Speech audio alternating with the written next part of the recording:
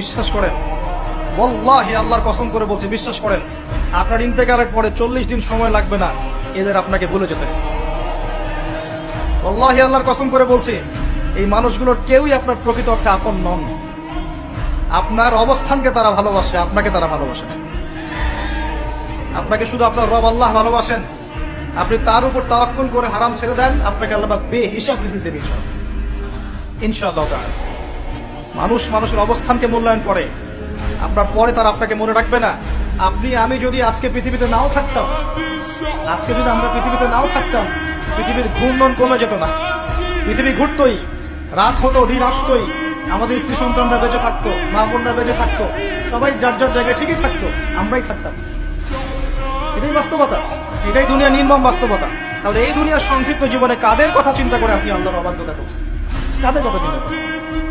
স্ত্রী সন্তান পরিবার পরিজন ছেড়ে দেন, আল্লাহর ওয়াস্তে হারাম ছেড়ে দেন, হালালে চলে আসে। আমরা ইসলামী অনেক বড় বড় কথা বলি, কিন্তু সবচেয়ে বড় কথাটা হচ্ছে এই আয়াতটা যেটা আমি তেলাওয়াত করতে যাচ্ছি।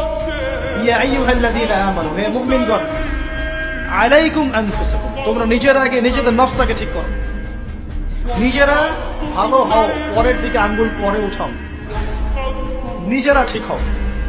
নিজে আগে জ্ঞান অর্জন করি, নিজে আগে আমল করি, নিজে আগে হালাল খাই, নিজে পরিবার ঠিক করি, নিজে আমি দিন ইসলামের জন্য ক্ষুদ্র পরিসরে কিছু করার চেষ্টা করি, অন্যের ভুলের দিকে আঙ্গুল পরে উঠাই।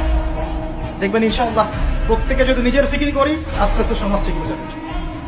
নিজে ঠিক না হলে কিচ্ছু ঠিক হবে না। আর নিজে ঠিক না হয়ে মানুষকে ঠিক করতে যাওয়া ঠিক নয়। একটা বাতি যখন জ্বলবে, একটা বাতি থেকে আরো অনেক বাতি জ্বলবে ইনশাআল্লাহ।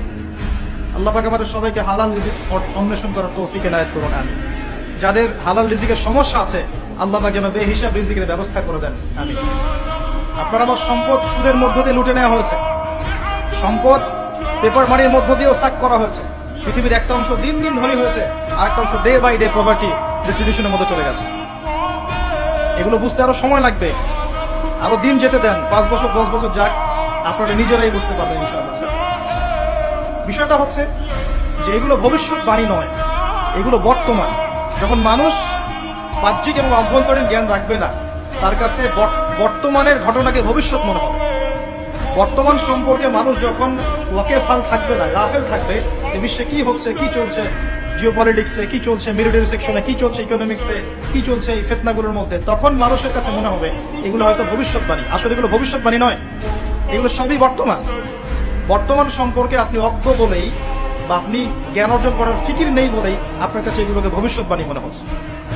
আপনি দুই চোখ খোলেন, খিদিরের